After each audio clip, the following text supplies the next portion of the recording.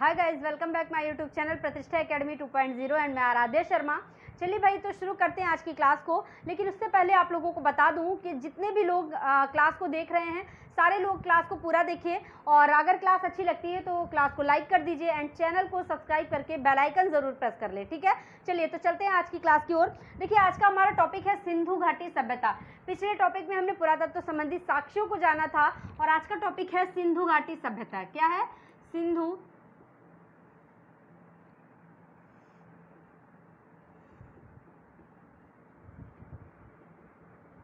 सभ्यता, सिंधु घाटी सभ्यता। चलिए भाई देखते हैं, सिंधु घाटी सभ्यता के बारे में जानेंगे। देखिए, ये जो सिंधु सभ्यता है ना, तो सबसे पहले जानिएगा कि भारत की सबसे प्राचीन सभ्यता है।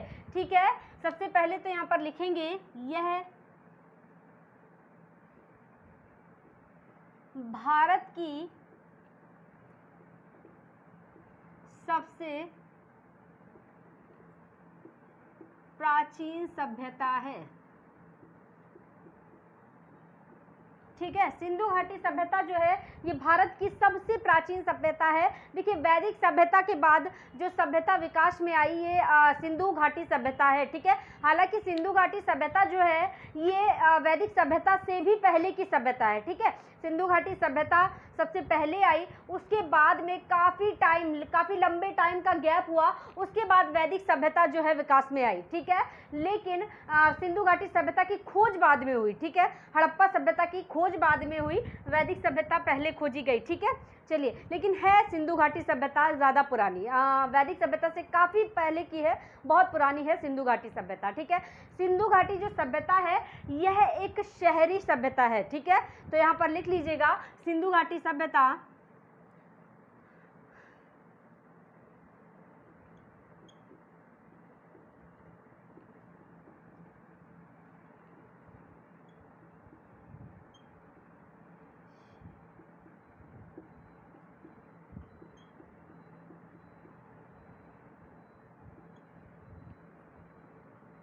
शहरी या नगरीय सभ्यता है। ठीक है, सिंधु घाटी सभ्यता शहरी और वैदिक सभ्यता जो है ये ग्रामीण सभ्यता है। ठीक है, चलिए भाई, इसके बाद हम जानते हैं, देखिए सिंधु घाटी सभ्यता जो है ना, ये विश्व की जो नदी घाटी सभ्यताएं, प्राचीन नदी घाटी सभ्यता, उनमें से एक गिनी जाती है। ठीक है, जैसे कि मिस्र की सभ्यता हो गई, मेसोपोटामिया की सभ्यता है, चीन की सभ्यता है, तो इन सभ्यताओं में हमारी सिंधु सभ्यता भी आती है, जो कि भारत की सबसे प्राचीन सभ्यता मानी जाती है। ठीक है, भारत की सबसे प्राचीन सभ्यता कौन सी है? तो ये सिंधु घाटी सभ्यता मतलब हड़प्पा सभ्यता है। ठीक है, आई बात समझ में? चलिए भाई, अब ये जो हड़प्पा सभ्यता है ना, इसकी सर्वमान्य तिथि कौन सी मानी जाती है? तो देखिए, सिंधु सभ्यता की तिथि के बारे में बहुत ज़्यादा मतभेद, कई सारे विद्वानों में बहुत मतभेद रहा है। विद्वान कोई कहता है कि ये है तिथि, कोई कहता है ये है तिथि, लेकिन जो सर्वमान्य तिथि है ये कार्बन C14 के तहत, C14 के तहत 2400 ईसा पूर्व, 2400 ईसा पूर्व या बीसी कर लीजिएगा, ईसा पूर्व मतलब बीसी। ठीक है, 2400 ईसा पूर्व। ईसा पूर्व क्या होता है? ईसा पूर्व से, चलिए पहले बता देती हूँ, 2400 ईसा पूर्व से 1700 ईसा पूर्व, 1700 ईसा पूर्व, ठीक है, मानी जाती है। ठीक है, चलिए भाई, 2400 ईसा पूर्व से 1700 ईसा पूर्व का मतलब होता है, पहले की बात हो रही है ना, तो ज्यादा से कम की ओर चलना। ज्यादा से कम की ओर जब जाते हैं तो उसे लगाते हैं ईसा पूर्व, और जब कम से ज्यादा की ओर जाते हैं तो लगाते हैं ईसवी। ठीक है, पूर्व का मतलब ये है कि पहले की बात हम कर रहे हैं। ठीक है, चलिए भाई, तो भाई इसकी सर्वमान्य तिथि जो C14, कार्बन C14 कहेंगे इसको। ठीक है, C14 के तहत 2400 ईसा पूर्व से 1700 ईसा पूर्व मानी जाती है। अब ये जो सिंधु घाटी सभ्यता है, इसकी देखिए इसकी खोज कब हुई और इसकी खुदाई किसके नेतृत्व में, किसके द्वारा की गई? ठीक है, तो चलिए भाई, दो व्यक्ति थे जिन्होंने इसकी खुदाई की। तो ये जो खुदाई हुई थी ना, सिंधु घाटी सभ्यता की खोज, सिंधु सभ्यता की खुदाई, पहले खुदाई लिखिएगा, खुदाई किसके नेतृत्व में हुई? तो ये खुदाई 1921 में सर जॉन मार्शल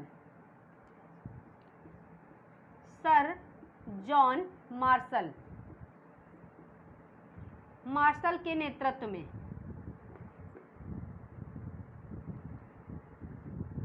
में किसने की भाई? तो दो व्यक्ति थे, दो व्यक्तियों के नाम हैं।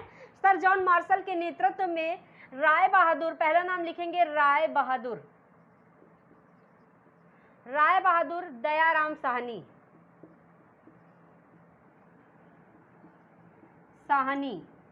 ठीक है। राय बहादुर दयाराम साहनी द्वारा की गई। इन्होंने किसकी खोज की? हड़प्पा की, ठीक है। या आपसे ऐसे भी पूछ लेता है कि सिंधु सभ्यता की खोज किसने की, तो भी ज्यादातर इन्हीं का नाम आता है, राय बहादुर दयाराम साहनी, ठीक है। स्पेशली इन्होंने हड़प्पा की खोज की थी। तो देखिए, सर जॉन मार्शल के नेतृत्व में राय बहादुर दयाराम साहनी ने हड़प्पा की खोज की, ठीक है। तो अगर पूछा जाए कि खुदाई किसके नेतृत्व में हुई, तो सर जॉन मार्शल के नेतृत्व में, और कब हुई? 1921 में, ठीक है। हड़प्पा की खोज किसने की? राय बहादुर दयाराम साहनी द्वारा, ठीक है। या सिंधु सभ्यता की खोज, सिंधु सभ्यता हड़प्पा सभ्यता बात एक ही है, ठीक है। या सिंधु सभ्यता पूछा जाए किसने खोज की, तो भी राय बहादुर दयाराम साहनी, ठीक है। अब नेक्स्ट यहाँ पर लिखेगा राखाल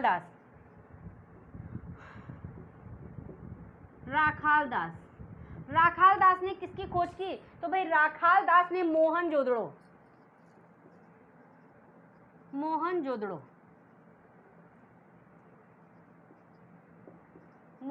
की खोज की, ठीक है। आ गई बात समझ में? तो भाई ये दो व्यक्ति थे जिन्होंने खुदाई की थी, और किसके नेतृत्व में? सर जॉन मार्शल के नेतृत्व में 1921 में खुदाई की इन दो व्यक्तियों ने। एक तो राय बहादुर दयाराम साहनी जिन्होंने हड़प्पा की खोज की, मतलब सिंधु सभ्यता की खोज की, और दूसरे व्यक्ति कौन थे? राखाल दास जिन्होंने मोहनजोदड़ो की खोज की। मोहनजोदड़ो, देखिए सिंधु सभ्यता के ही सारे पार्ट्स हैं, सारे सिंधु घाटी के ही पार्ट्स हैं। कौन कौन से? मोहनजोदड़ो, लोथल, कालीबंगा, सब उसी के क्षेत्र हैं, ठीक है, उसी के पार्ट्स हैं, इसी के अंदर आते हैं, हड़प्पा सभ्यता के ही अंतर्गत आते हैं ये सारे के सारे, ठीक है। चलिए भाई नेक्स्ट देखते हैं। देखिए हड़प्पा सभ्यता मतलब सिंधु सभ्यता के दो प्रमुख बंदरगाह भी थे, उस समय हुआ करते थे। तो देखिए भाई हड़प्पा सभ्यता के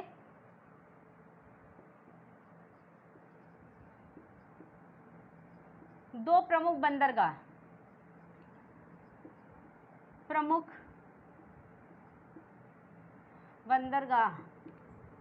कौन कौन से थे? लोथल और सुतकोटदा, ठीक है। कौन कौन से थे? लोथल और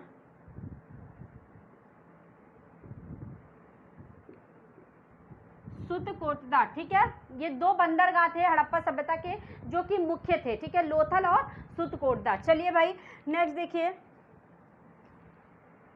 देखिए हड़प्पा सभ्यता जो है ना, यहाँ से बहुत सारी चीज़ें मिली जिनसे हमने जाना कि भाई ये सभ्यता किस तरह की थी। जैसे कि यहाँ से जो घर मिले ना वो पक्की ईंटों के थे। पहले एक बार क्या हुआ था, यहाँ से रेलवे क्रॉसिंग निकल रहा था, रेलवे की जो पटरियाँ पड़ रही थी, तो यहाँ पर जब खुदाई हो रही थी तो वहाँ पर पहले ईंटें मिली है ना, पक्की ईंटें मिली।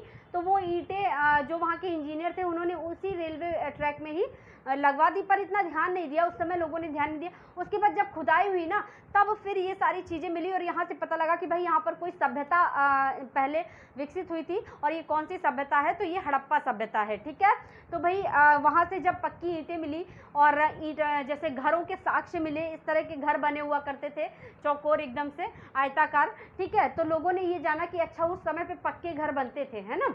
वहाँ से स्नानागार मिले तो लोगों ने जाना अच्छा भाई पहले लोग बाथरूम भी यूज़ किया करते थे, और जैसे आज के टाइम में हम बाथरूम यूज़ करते हैं ना, तो स्नानागार उसको कहते हैं। अन्नागार, बड़े बड़े अन्नागार मिले तो लोगों ने जाना अच्छा अन्नागार भी जहाँ पर अनाज रखा जाता है ना, हम लोगों के यहाँ भी एक स्टोर रूम होता है जहाँ हम अनाज वगैरह रख देते हैं, ठीक। तो अन्नागार मिले, ऐसे बहुत सारी चीज़ें वहाँ से मिली, ठीक है। तो चलिए भाई देखते हैं, यहाँ पर देखिए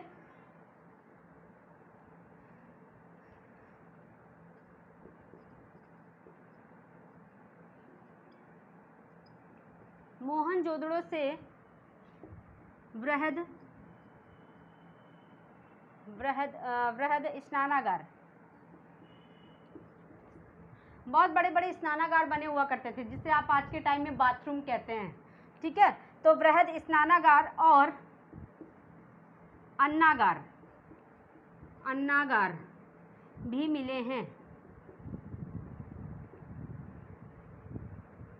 ठीक है, तो भाई मोहनजोदड़ो से अगर देखिए यहाँ पे जो अलग अलग क्षेत्र है ना हड़प्पा सभ्यता के, लोथल है, मोहनजोदड़ो है, कालीबंगा है, इन अलग अलग क्षेत्रों से अलग अलग चीज़ें मिली। ठीक है, जैसे आज के टाइम में हमारे यूपी में मथुरा है, कानपुर है, मेरठ है, ये सारी जगहें हैं ना, तो अलग अलग जगहों पे अलग अलग चीज़ें यूज़ होती हैं, अलग अलग जगहें अलग अलग वस्तुओं के लिए फेमस हैं, है ना। जैसे फिरोज़ाबाद है, चूड़ियों के लिए फेमस है, तो इस तरह से अलग अलग जगह जो हैं वो अलग अलग चीज़ों के लिए फेमस हैं। तो यहाँ पर भी कई सारी जगहों से अलग अलग चीज़ें मिली, तो उससे जाना गया अच्छा भाई मोहनजोदड़ो में ये चीज़ ज़्यादा थी, ये चीज़ ज़्यादा प्रचलित थी। ठीक है, तो मोहनजोदड़ो से जो है बृहद स्नानागार मिला, तो पता लगा कि हड़प्पा सभ्यता में बड़े बड़े स्नानागार बनवाए जाते थे। ठीक है, अन्नागार मिला, तो पता लगा कि हड़प्पा सभ्यता की जो सबसे विशाल सबसे बड़ी इमारत थी ये अन्नागार हुआ करते थे। ठीक है, क्योंकि बहुत विशाल अन्नागार वहाँ से प्राप्त हुए। ठीक है, तो चलिए लिखिएगा यहाँ पर हड़प्पा सभ्यता की सबसे बड़ी इमारत, सबसे बड़ी इमारत क्या थी भाई? अन्नागार। ठीक है, सबसे बड़ी इमारत जो है हड़प्पा सभ्यता की ये अन्नागार हुआ करते थे। ठीक है, मोहनजोदड़ो से और भी चीज़ें मिली, जैसे बृहद स्नानागार मिला, इसके बाद अन्नागार मिला। मोहनजोदड़ो से एक नर्तकी की कांस्य प्रतिमा मिली, तो यहाँ पर लिख लीजिएगा, ये मोस्ट इंपॉर्टेंट पॉइंट है। नर्तकी की कांस्य प्रतिमा और अन्नागार, ये मोस्ट इंपॉर्टेंट पॉइंट है। कहाँ से प्राप्त हुआ? ठीक है, तो मोहनजोदड़ो से, तो यहाँ पर लिखिएगा मोहनजोदड़ो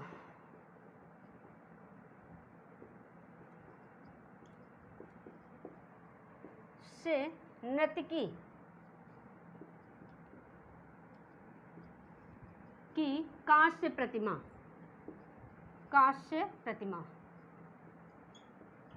प्रतिमा या मूर्ति कुछ भी कह लीजिए प्राप्त हुई है। ठीक है, नर्तकी की कांस्य प्रतिमा जो है मोहनजोदड़ो से प्राप्त हुई, मतलब कि कांसा जो था उस टाइम पे चलता था, प्रचलन में था, और लोग नृत्य से भी ज़्यादा इंटरेस्ट रखते थे, तो नर्तकी की जो प्रतिमा है वहाँ से प्राप्त हुई है। प्रतिमाएं बनवाते थे, देखिए तो जरा, है ना।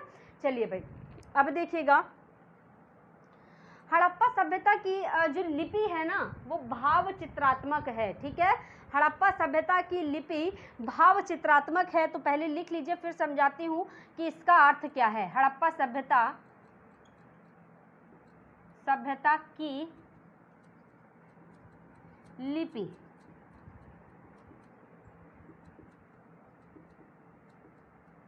भाव चित्रात्मक है। ठीक है, हड़प्पा सभ्यता की लिपि भाव चित्रात्मक है। अब ये भाव चित्रात्मक का मतलब क्या हुआ?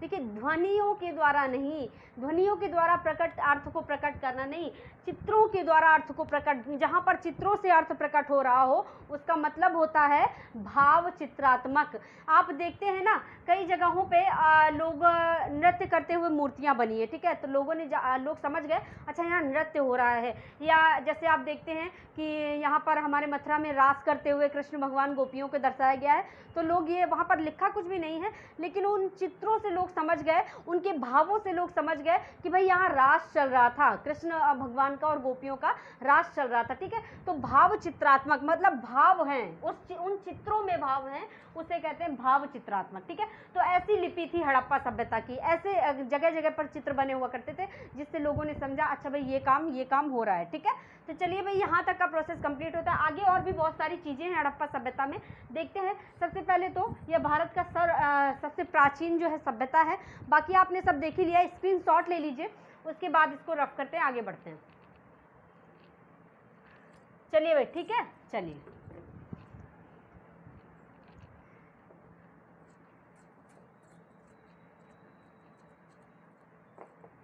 ठीक है। तो अगर पूछा जाए कि हड़प्पा सभ्यता की लिपि कैसी थी, तो भाव चित्रात्मक। ठीक है, हड़प्पा सभ्यता की लिपि जो है ये भाव चित्रात्मक थी।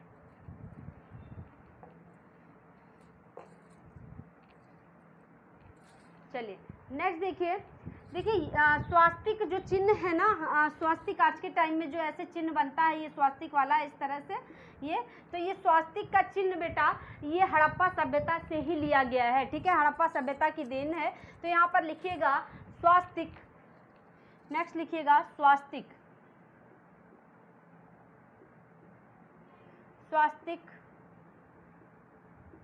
हड़प्पा सभ्यता की देन है। ठीक है, स्वास्तिक हड़प्पा सभ्यता की देन है। देखिए आज भी पूजा पाठ में स्वास्तिक जो बनाया जाता है, ठीक है, तो ये हड़प्पा सभ्यता की देन है, हड़प्पा सभ्यता से ये प्राप्त हुआ है। ठीक है, आई बात समझ में। अब देखिए हड़प्पा कालीन जो सभ्यता थी ना, यहाँ पर जो मुख्य फसल हुआ करती थी ये गेहूं और जौ थे। ठीक है, तो इसको लिखिएगा, हड़प्पा सभ्यता की मुख्य फसल,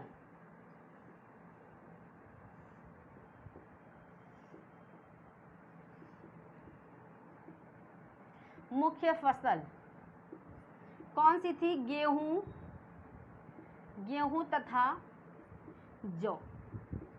ठीक है, तो मुख्य फसलें कौन कौन सी थी? गेहूं और जौ। गेहूं और जौ से लोग ज़्यादा परिचित थे, इस चीज़ का प्रयोग ज़्यादा करते थे। ठीक है, कहीं कहीं एक दो जगह चावल के भी अवशेष देखने को मिले, पर गेहूं जौ जो है ये मुख्य फसल थी हड़प्पा सभ्यता की। ठीक है, हड़प्पा कालीन जो सभ्यता थी ना बेटा, ये मात्र सत्तात्मक थी, मतलब कि मात्र प्रधान देश था। माता को, महिलाओं को ज़्यादा वहाँ पर वरीयता दी जाती थी, ज़्यादा प्रधानता थी। तो यहाँ पर लिखेगा हड़प्पा सभ्यता, ये पूरा ऐसे कर देती हूँ, हड़प्पा सभ्यता मात्र सत्तात्मक, मात्र सत्तात्मक थी। ठीक है, माता को ज़्यादा वरीयता दी जाती थी, महिलाओं को ज़्यादा वरीयता दी जाती थी। ठीक है, पर्दा प्रथा और वैश्यावृत्ति का भी प्रचलन यहाँ पर था। तो लिखिएगा पर्दा प्रथा और वैश्यावृत्ति,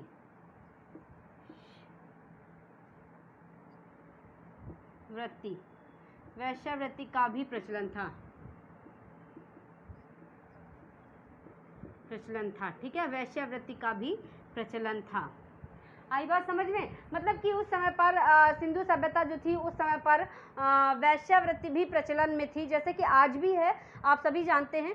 आज की सभ्यता जो है ना, इसी टाइप से बिल्कुल मिलती जुलती मेल खाती हुई थी सिंधु सभ्यता। ठीक है, उस समय पर भी पर्दा प्रथा थी, और आज भी आप देखते हैं, हालांकि काफ़ी हद तक खत्म हो चुकी है, लेकिन कई सारे क्षेत्रों में, गाँवों में आप जाइए तो पर्दा प्रथा का आज भी प्रचलन है ना, प्रचलन में है। आज भी देखिए बड़े बड़े बाथरूम स्नानागार बने होते हैं, पहले भी बने होते थे, पक्की ईंटों के घर बने होते, पहले भी बने होते थे। स्वास्तिक जो कि हड़प्पा सभ्यता में प्रचलन में था और आज भी है प्रचलन में। ठीक है, तो इस तरह से गेहूं जौ आज भी प्रयोग में लाया जाता, तब भी था मुख्य, है ना, गेहूं आज भी मुख्य है। देखिए गेहूं नहीं हो तो रोटी कैसे खाएंगे, है ना, हालांकि चने वगैरह की, लेकिन गेहूं के बिना पेट नहीं भरता। ठीक है, चलिए, तो ये जो सभ्यता है ना, हड़प्पा सिंधु घाटी सभ्यता, वो लगभग से आज की सभ्यता से मैच खाती हुई थी, मिलती जुलती थी। चलिए भाई नेक्स्ट देखते हैं। ठीक है, तो ये मात्र सत्तात्मक थी। यहाँ पर देखिए मुर्दों को, मतलब शवों को जलाने और गाड़ने दोनों का प्रचलन था, दोनों प्रथाएं थी। तो यहाँ पर लिखिएगा शवों को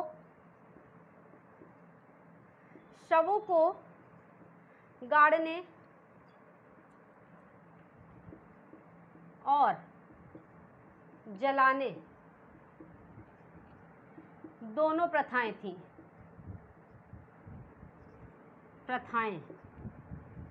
ठीक है, मुर्दों को, शवों को जलाने और गाड़ने दोनों तरह की प्रथाएं थी। और आज के टाइम में भी आप देखते हैं कि जलाया भी जाता है और गाड़ा भी जाता है। ठीक है, दोनों तरह की प्रथाएं हैं, तो देखिए मेल खा रही है ना पहले के टाइम से। चलिए भाई, एक चीज़ याद रखिएगा कि हड़प्पा सभ्यता से घोड़े के अस्थिपंजर भी मिले हैं। ठीक है, घोड़े के अस्थिपंजर, तो ये कहाँ से मिले हैं? ये लोथल, कालीबंगा और सुतकोटदा से मिले हैं। ठीक है, घोड़े के अस्थिपंजर, तो यहाँ पर लिख लीजिएगा घोड़े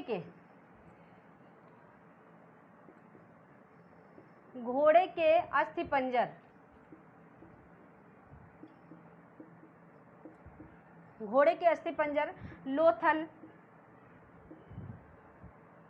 कालीबंगा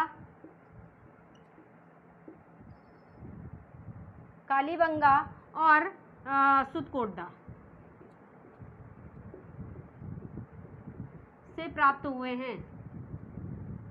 ठीक है, घोड़े के अस्थिपंजर जो हैं ये लोथल, कालीबंगा और सुतकोटदा से, मतलब उस टाइम पे लोग घोड़े से भी परिचित थे, घोड़े का भी प्रयोग किया जाता था, घोड़े प्रयोग में लाए जाते थे। ठीक है। तो इस तरह से काफ़ी सारी चीज़ें जो हैं आपने हड़प्पा कालीन सभ्यता, जो सिंधु घाटी सभ्यता है, इससे आपने काफ़ी सारी चीज़ें जानी हैं। मोस्ट इम्पॉर्टेंट पॉइंट है कि ये भारत की सर्वप्राचीन सभ्यता है, सबसे प्राचीन सभ्यता है। एंड ये जो सभ्यता है ना, इसकी खोज राय बहादुर दयाराम साहनी द्वारा की गई, और किसके नेतृत्व में खुदाई हुई, तो सर जॉन मार्शल के नेतृत्व में ये खुदाई की गई। मोहनजोदड़ो की खोज जो है राखाल दास द्वारा की गई। चलिए ठीक है, तो ये सारे के सारे पॉइंट जो है मोस्ट इम्पॉर्टेंट हैं। मात्र सत्तात्मक था, इसकी लिपि भाव चित्रात्मक थी, सारे के सारे पॉइंट मोस्ट इम्पॉर्टेंट है।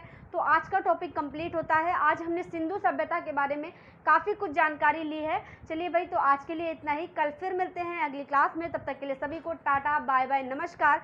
सभी लोग वीडियो को लाइक कर लीजिए, चैनल को सब्सक्राइब कर दीजिए एंड बेल आइकन प्रेस कर दीजिए।